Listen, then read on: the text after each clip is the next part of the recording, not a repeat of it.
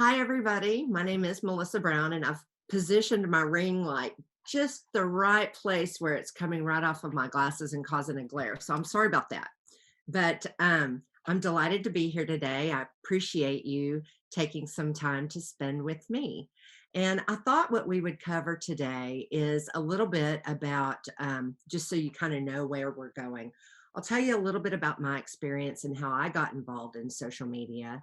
And then we'll talk a little bit about your own personal brand because if you are on social media, you may or may not know that you already have one. So we'll talk a little bit about that. And then we're going to talk about just some basics on content creation, how the university does social media content. And then after that, we'll talk about how it's not quite over after that. We'll talk a little bit about analytics and customer service. So that's kind of our roadmap for how we'll go today. So a little bit about me. I'm a two-time alum from UNT. I am actually a rare, I don't know what you call it, but a rarity. I was born in Denton and a long time ago. And I lived in Dallas for about 12 years. And I came back here in 2012 and got a job at the university about 5 years ago. And I just loved it here. In fact, I even finished up my master's in communication studies um, last May. So the quarantine um, hits all of us as far as graduation ceremonies are concerned. But um, but anyway, one of the things that I studied in communication studies was marginalized communities and the rhetoric that's associated with that. And I was fortunate enough to get to do an internship at a local children's home called Cumberland Children's Home. And what I did for them was I used some of the same principles that we use here at the university as far as social media is concerned and built a strategy for them and then did a lot of content creation. Um, also, um, I want to let you know if you have any questions, just you're welcome to interrupt me. So as we go along, then I worked for Verizon though in internal communications, specifically HR communications, for a number of years, and I was responsible for a lot of their branding content for because the company has over two or had over 200,000 employees. We had a lot of internal branding that we had to do for some of the different offerings from an HR perspective that we had. So that and web content writing was kind of my foray into all of that after having gotten my undergrad at UNT many years ago. But anyway, after I got a job at UNT, there were some positions that came open back in marketing and communications, and I was working as an advisor in counseling prior to that. And my supervisor encouraged me. She said, "You really, you belong in marketing and you belong in social media and that kind of thing. So you should really apply." So I did, and I've loved it ever since. But I started out, you all may recognize the communications that you get through your email, about different things across campus. That's where I started doing. I was doing that and maintaining websites and that type of thing. And then a position came open in social media.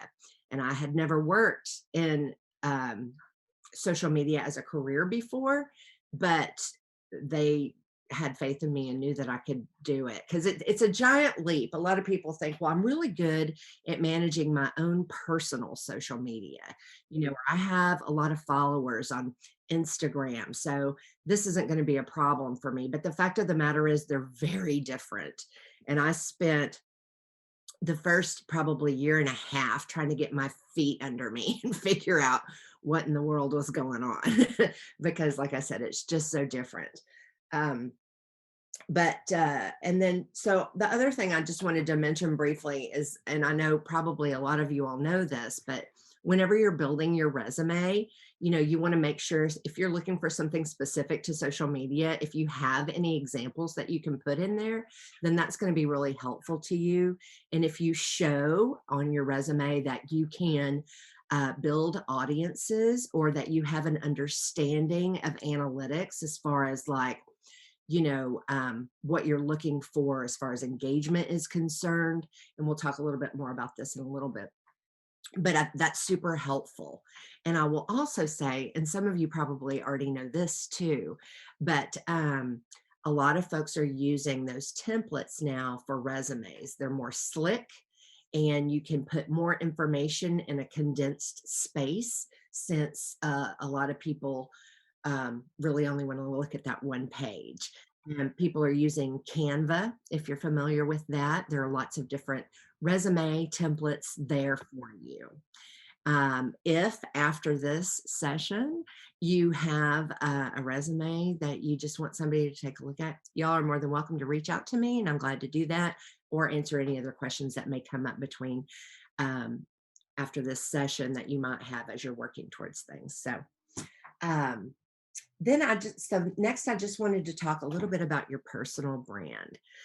So, and we'll get into this a little bit more later, but one of the things as content creators that we do in University Brand Strategy and Communications, that's a mouthful, is, we look for stories on campus. And a lot of times that might be a story that has to do with a student, or it might be a group of students, or, whatever the case may be. Like we have, for example, we have a series that I run every semester that's called Great Grads. And so we reach out to our partners across the university and ask them for nominees. So one of the first things that we do, and also one of the first things that you will find as you go out into the world that potential employers do, is they look at your social media presence. So you can think of that, whether you had intended for it to be or not, but you can think of that as your personal brand. So whatever it is that you're putting out there, that's how people see you. And so, it's wonderful that we have these great platforms where we can share our opinions and our ideas and these types of things. But it's also important just to, be conscious of the fact that not everybody is going to have the same ideas or opinions that you do. And so, I would just recommend that you stay away from, um, I don't know how to, just bad content, making fun of people's not good, trashing other groups or universities, just that kind of thing, because even if you think that you just put that up for a second, maybe you decided, I'm gonna go ahead and take that down. It lives. It lives. I promise you it lives. So I would just be conscious of that. And that's not to say that you shouldn't share all your opinions or that you shouldn't share your ideas. It's nothing like that. It's just, I like to think of it as, am I going to be okay if this gets flashed up on the TV screen tonight and on the news, or, in the newspaper, which no one reads anymore, but that type of thing. So that's all I have to say about that. So next, what I thought that we would do is, let me share my screen now. Y'all are probably sick of this talking head. And we'll talk a little bit about, this is going to be a big overview about university social media. And bear with me, because what I can tell you, one thing I'm not an expert at, it's this. Okay, so I'm going to move this one off to the side.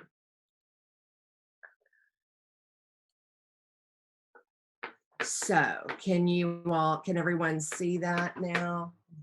I need to do a little rearranging here. Okay.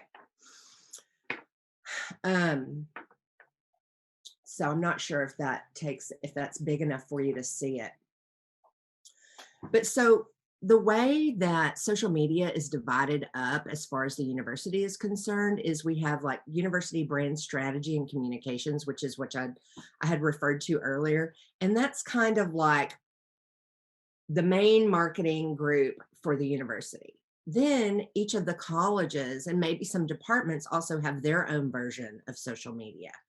So we like to think of ourselves as the keeper of the brand, right? So we want to make sure that everything's branded according to what our brand strategy is and what our standards are, so that we can make sure that the messages that we send are consistent and that you can easily recognize when it comes from the university.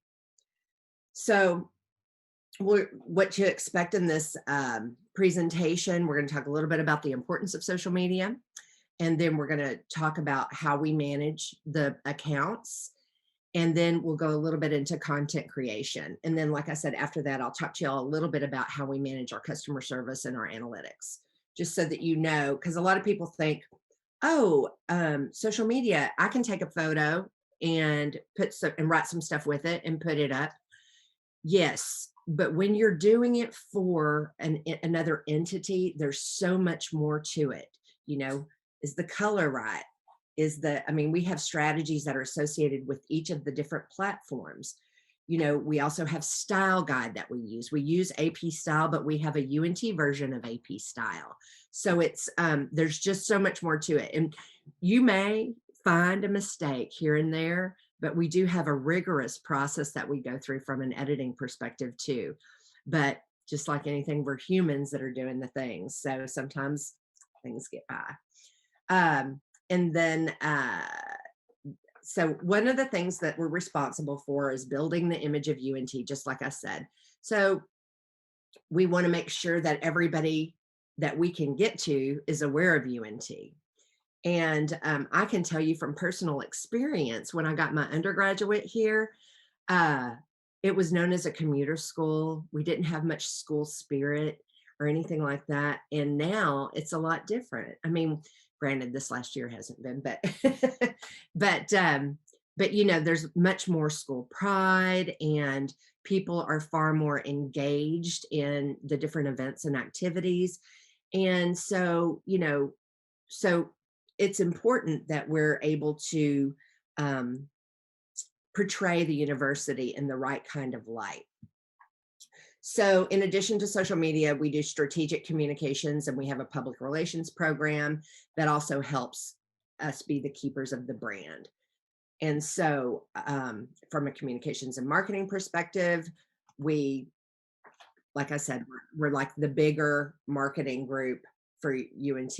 We're not a big group, but we have the overall responsibility. And we do meet once a month with all of the different social media managers in different departments across the university as well, so that we can so that we can all be on the same page. We use a Teams channel where we can communicate with one another. If they have something they want us to push, they can put that there, and vice versa.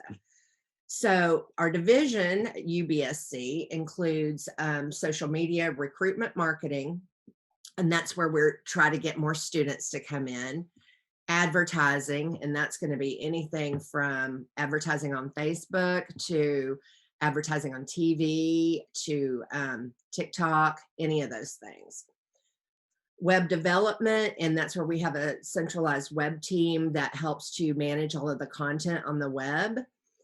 Integrated communications, and that's going to be things like newsletters or the emails I was talking about earlier. We also have a magazine that we produce called The North Texan. Whenever you all are alums, then you'll start to receive that. And then, like I said, the excuse me, the brand management piece, and like we're the keeper of the brand. Our team is tiny, but it is mighty.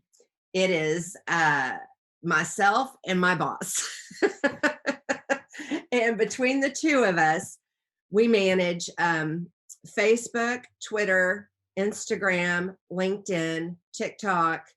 And then we also both write for the magazine, and we also manage other programs outside, or projects outside of that. So we're busy.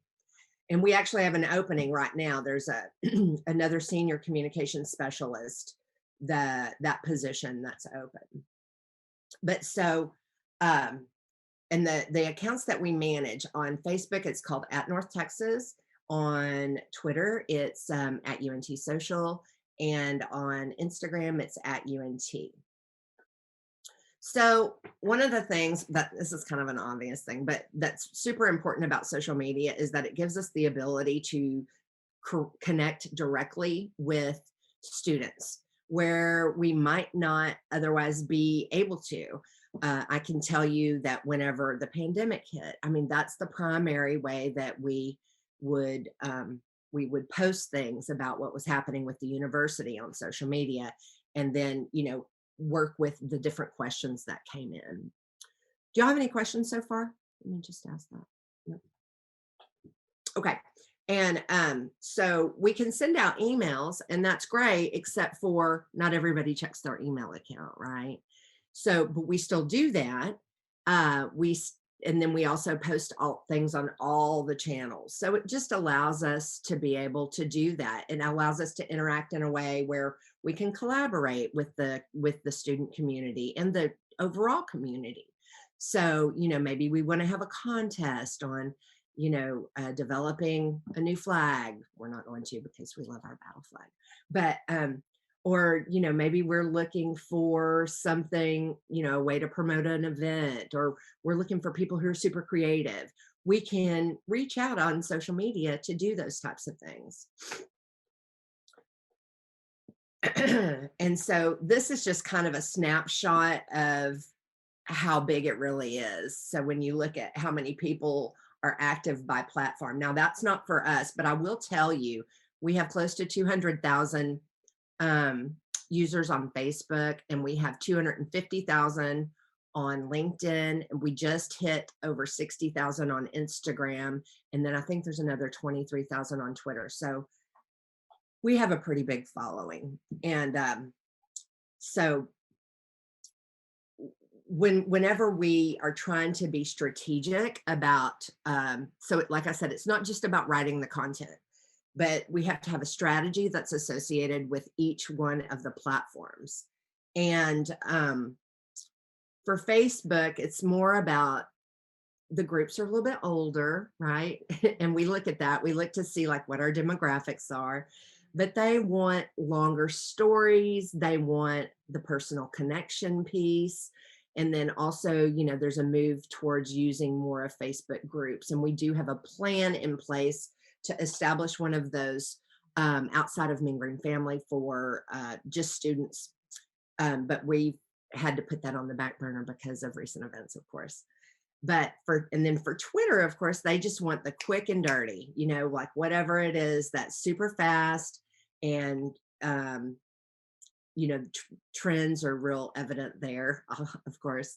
And then for Instagram, what we do is we try to provide content that's very visual. So when we're looking for photography for that, we want to make sure that the photography itself can tell a story and that it's very engaging.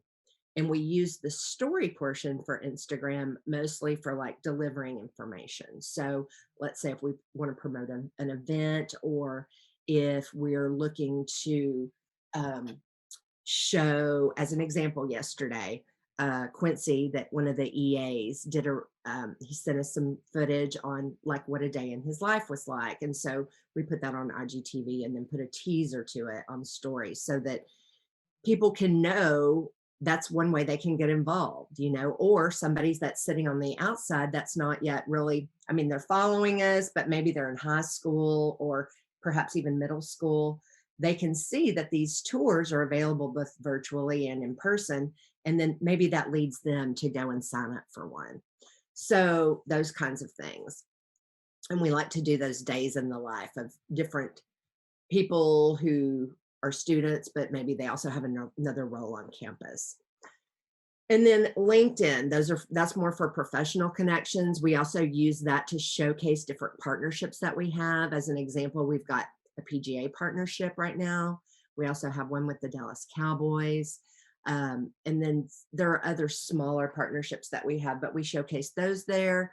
Big triumphs for the school, like the recent basketball play and win in March Madness, those kinds of things.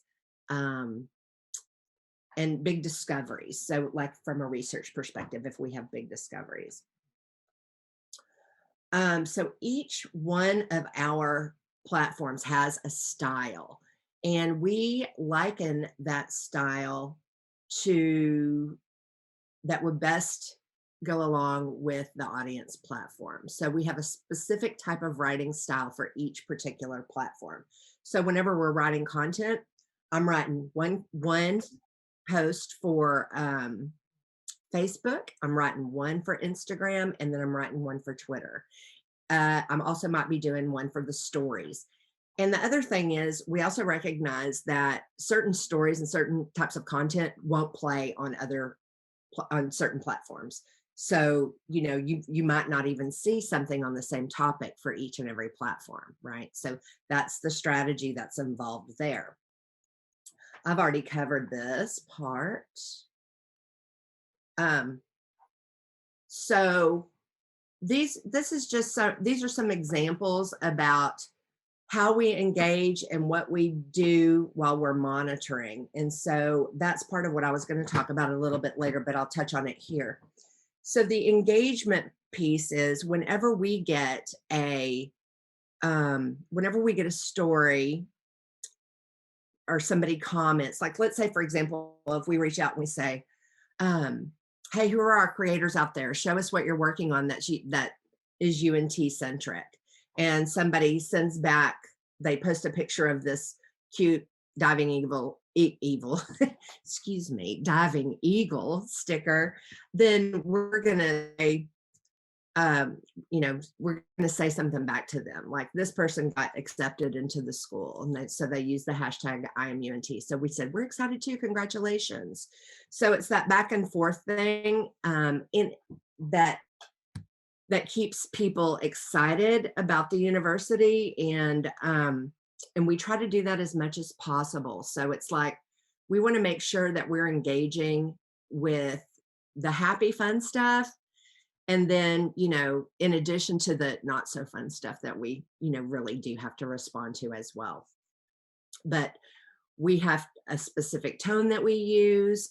One of the major roles that I play, in addition to creating content, is the customer service piece. So many times we'll get lists of talking type points and answers to people's question if something's about to happen. But we don't just use that information. We're very strategic about the way that we respond, and we want to make sure that people feel heard and that they understand that we're here for them. And so as far as monitoring is concerned, people might reach out. You would not believe the things that people ask. And so we're kind of a clearinghouse for everything. And so sometimes somebody might ask the same question 50 times, right? But I always just try to remember that that's the first time they've asked that question. And so whenever I'm answering questions, I'm just always super cheerful and that type of thing. And we look for trolls. We've got community guidelines that we have posted on the internet. So sometimes we have to warn people to please play by those rules, because people get excited, and we're excited too that people want to have a lively conversation about something that's maybe a policy that we have, or maybe they don't agree with something that we've posted. I mean, good constructive conversation is beneficial, but when it turns bad, we want to make sure that people know that we're watching, because we're always watching. And that kind of also brings me to, like, in this monitoring piece, this is what I was talking about with the customer service. We have a number of filters. We use a content management application that brings in content from many different platforms. So for example, if the letters U and N and T appear together, then we're going to see that post. If you put up a post that said, I love UNT or I hate UNT, even if you put it up for just a second, I'm still going to see it, because that platform is going to capture that. Now, I may not be able to get to the actual post anymore, but I'll still see, like, the ghost post of what you put up.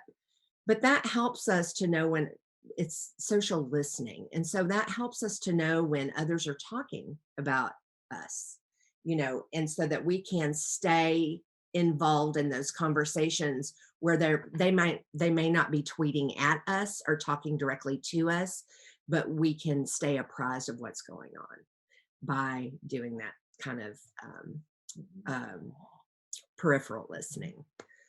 So, and we have a number of different filters that we set up in order to be able to do that. And then as far as performance measurement, what we try to do is we try to make sure that we stay um, within like whatever the industry standards are. So we monitor what the industry standards are for engagement for posts per platform, and then we measure ourselves against that. So we do reporting that goes along with all of the content that we create. And then we also will adjust if we see that things aren't working on one platform, but they're working on another one.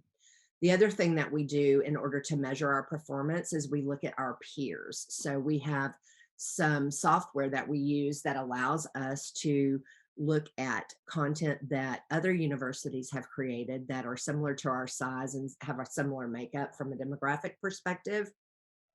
And we can look at that, and sometimes we get ideas from it because they might do something super cute that's trendy.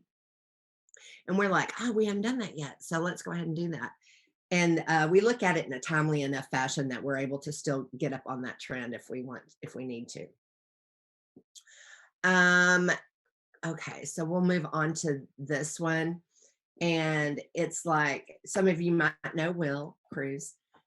He graduated, I think, semester before last. But these are some of the questions that we ask ourselves while we're creating copy. And like I said, if I create a post, it goes through two other editors and then a final editor, and then it goes up to our director.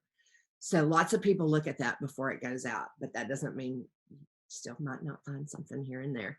But anyway, so that's kind of how we look at it. We want to be compelling. We want to do the what's in it for me with them, inform and inspire, and we want to show whatever we're using from a visual perspective. We want that to tell the story as much as it can, so that people will want to read a little bit more. And then also, we don't like things to be too wordy, and we avoid passive voice. We want everything to be an active voice. And as far as Twitter is concerned, we only have 240 characters anyway, so you really have to be succinct. And I always tell people you can't get married to it. So whatever it is you wrote may not look like what the end result is after it ends up going through all of these people. But sometimes it's just important to get it on paper. So, but I will tell you, here's just some other. We ask for audience participation. Here's some other information. Like I said, this will be supplied to you. I know I'm running out of time at the end. And then the legibility, I will say this, legibility. If you're creating graphics, then it's important to make sure that you have like a balanced contrast and that you can read easily what you put on the graphic.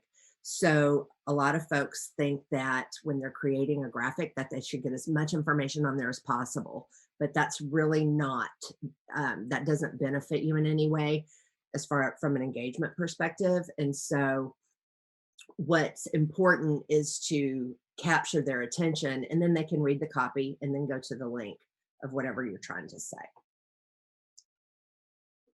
And then images and video. I mean, this is kind of more of a design type thing, but more and more we're doing our own design. So you just want to make sure that you have a hierarchy that's from a visual perspective, so that your eye goes down. Like example for me, that's almost too much copy on that first one, but the second one's really good. And then we want to keep our brand consistent. So we have specific colors that we use that, and then we have accent colors that we use. So for example, the first Ready for Game Day is perfect. Well, it's not, what I mean, it works with our brand, but the second one is off brand. And so we wouldn't use that. And, but we have in Canva, we use Photoshop too. And certainly we also produce video, and I guess I'm about to get to that part too. But We have brand kits that we use so that we can make sure and not deviate. We have in Canva like a whole section where we have all of our logos and colors that we're supposed to use. And same thing from a video perspective. And this just kind of gives you an idea of what we're looking for from a resolution perspective. So we want the highest resolution possible. And we follow, there's a guide online because social media is always changing. So there's a guide that we use online as far as, you know, what the specs are for photography. And if you at all, I'll just go over this quickly, but if you're going to do video that has a little bit more polish to it, then it's super important to plan ahead on that, to see if you, even if a storyboard will work for you, to see like what you should do first, what's the story you want to tell, how you're going to get to that end, whatever the end is. And then, like, for example, on this one, the G. Brent Ryan, that was more of a community story. And then this other one with Noelia Galindo, this was just about kind of a day in the life on campus, you know, so it's a little bit more casual. And we do use GIFs sometimes, but we use them a lot on stories, and then we'll use them in Twitter. But as far as guidelines for each of the social platforms is concerned, it varies. And so, for example, if you use a GIF on Facebook, it's not going to show it to as many people. So the algorithms are always changing. And so it's important for us to keep up with those. So we get that information from different platforms that we purchase, to platform tools we purchase. Like, for example, there's one we have called Later, and that's how we schedule our content for Instagram and our stories for Instagram, but they have a newsletter they put out. But just keeping up with the changing environment is a lot.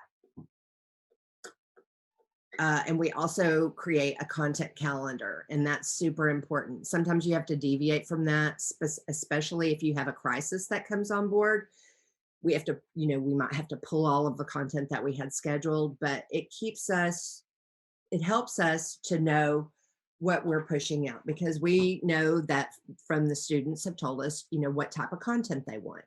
And so we try to keep a balance of that. So in order to do that, we use a calendar that we stick to, we use Trello. Actually, I don't know if anyone here uses Trello, but it's a great tool and there's a free version of it, but it allows you to color code different categories and days and whatnot. And that's how we plan our content across all of our platforms. What was that program called that you were able? Trello, the content planner, Trello. Yes. Yeah. So it's kind of like it's kind of like you know, what are those things called? A planner, you know, those the planners that people used to carry around that were paper, only that it's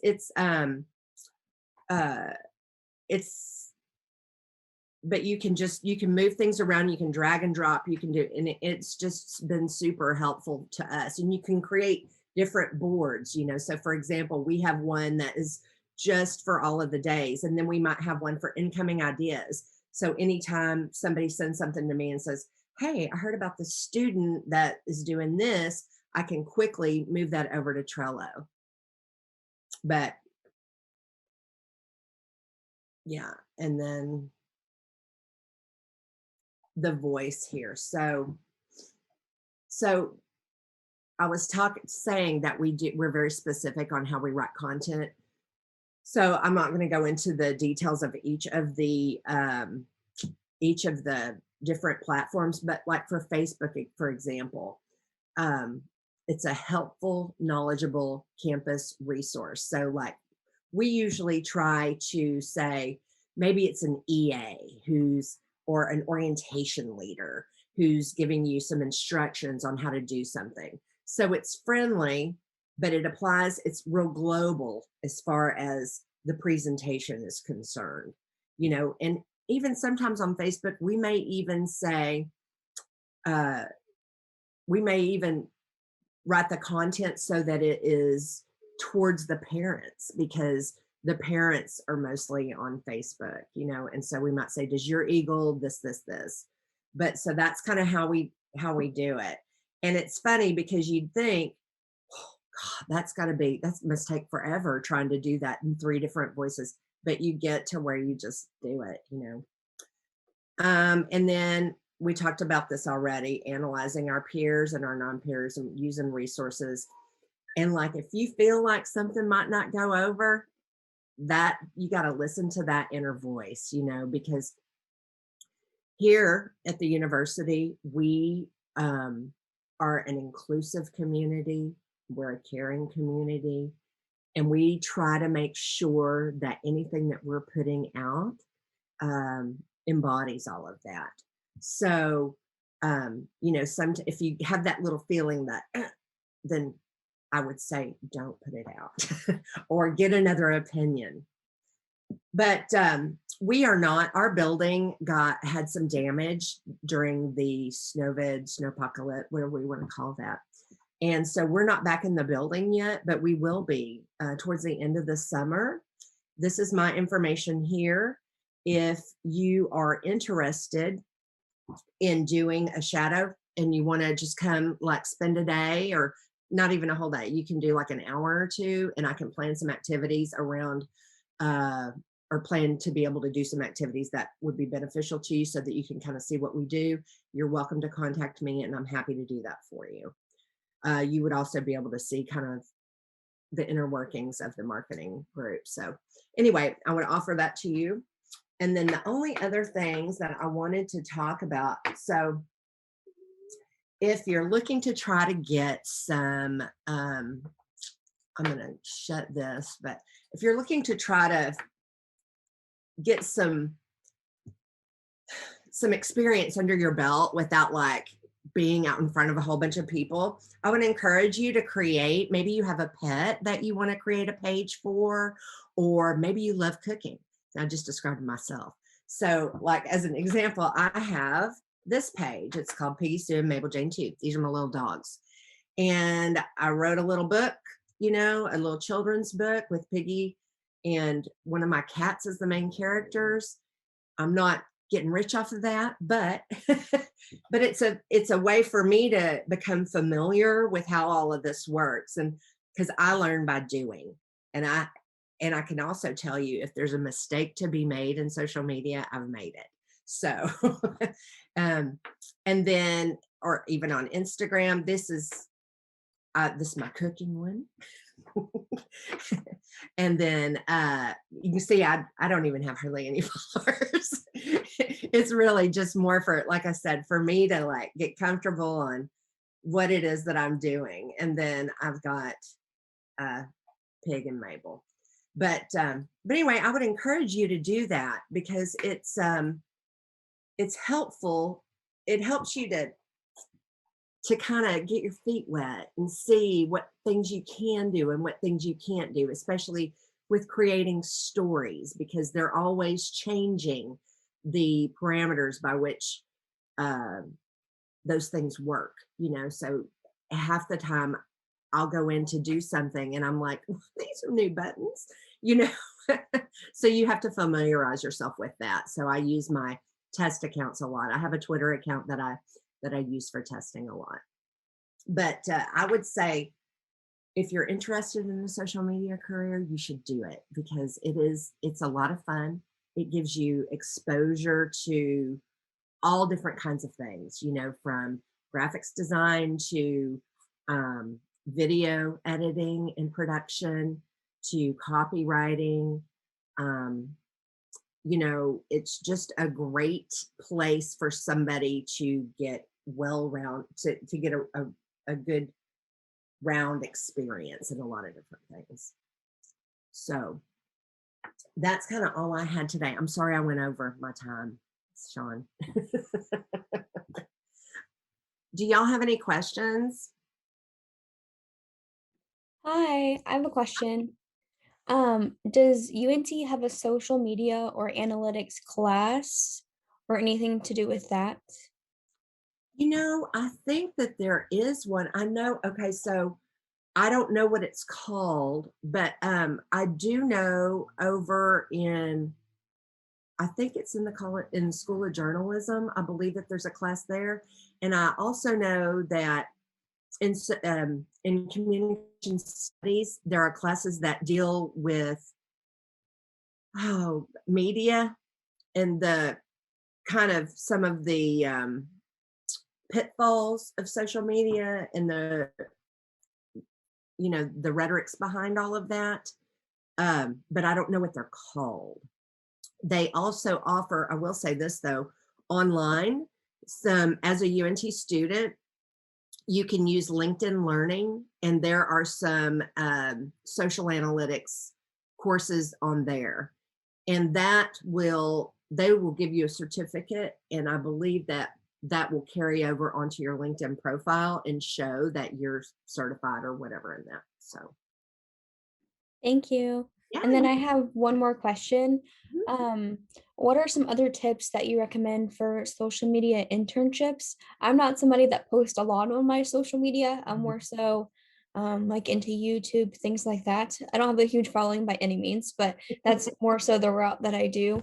Um, so my question is, what is your tips for getting, I guess, more experience in internships with social media? Do you think like student organizations would be a good way to get into those? Like, it's just what are your tips in that? Well, there's a couple of different things that you can do with that. So, for example, yes, student orgs are a great resource because typically those folks that are, because they're students and they rotate in and out, and since they're not paid positions, it is, maybe you can, and I don't know how I know my last internship, the way that that worked was that I did, we just agreed, like from this time to this time, and this is what I'll be responsible for. But so that those are, if you find an org that you're interested in, um, then that's a good avenue. The other thing is nonprofits. There are tons of nonprofits here in town.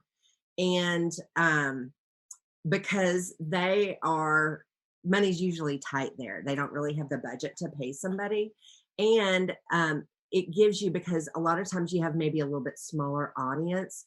So you have the opportunity to experiment with things, and maybe certain things work a little bit better than other things. And the strategy for each different platform can be different depending on what the type of business, or if it's a club, or if it's a nonprofit, depending on what that is. So that's what I suggest. But I would find something that you're passionate about. So I've known people that have gone and taken photos at the pet shelter, because they're really passionate about that. Or if you've got a cause that you're interested in. Um, I have a friend who runs a number of nonprofits here in town, and she does all that social media. And so they're always looking for somebody to help, even if it's just write content, and have them place it or whatever. But I think nonprofits are really a good resource, just like the student orgs. It's similar to what she asked. Do you have any advice on how to actually land the interview? Because my background is more in marketing, and I sourced Instagram here and there, and then I did a social media marketing certification. Mm-hmm. But for a lot of the internships, they still want previous experience already within social media. So do you have any advice for that? Yeah, I think that, you know, using a type of a resume that is in that template format where you can showcase that certification up at the top, so that that's one of the first things that they see, will help you to get your foot in the door. Or if you have somebody that you know, or that you can send an email to, if you find out who the person making the decision is, um, that kind of thing. And then definitely whenever you put your at the top, whenever you put your, let's say, whatever that one liner is, what, I don't know what that's called anymore, but you know,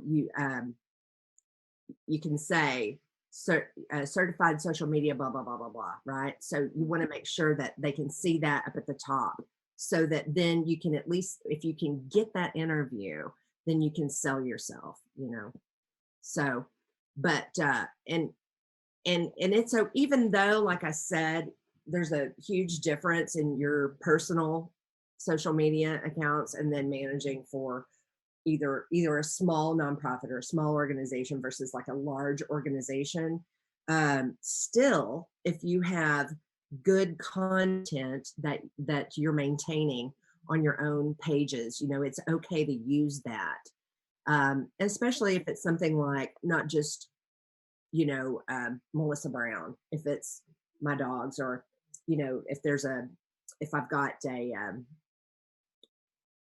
you know, if I'm trying to do this cooking thing, let's say, but those types of things, and that will help demonstrate that you have a knack for that stuff, you know. And trends, I don't think I mentioned that enough, but like, it's super important to stay on top of trends, which is easier as you're younger, but it gets a little bit more difficult as time progresses, you know. I mean, I know that I'm getting off topic here a little bit, but for TikTok, you know, our next big campaign is going to be that. So for fall, but yeah, I think you can, you know, if you have examples of things that you've written, make sure to put that. They're going to ask you for that stuff anyway. Once you get an interview, they're going to want writing samples. So unless it's super small, you know. Okay. Thank you.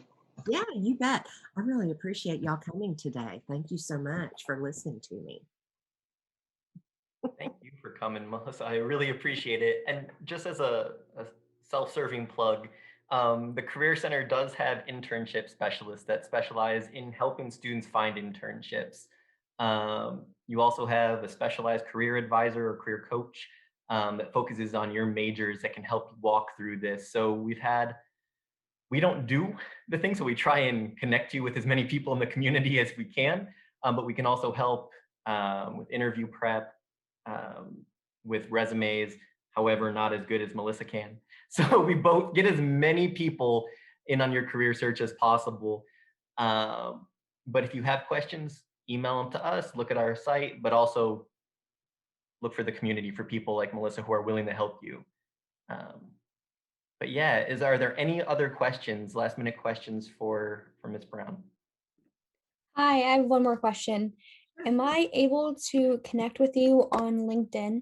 Yes, please. Okay. Thank you. Yes, and just note that my name, the first name is one S. So it's like me, Lisa Brown. Brown's the easy part. But yeah, I mean, and the Career Center, to Sean's point, is such a great resource, right? And the support doesn't really even just stop when you graduate. So make sure that you take advantage of that. And things are changing so rapidly that it is important to get different perspectives, like he said. So make sure you're not just looking at one. And that's it.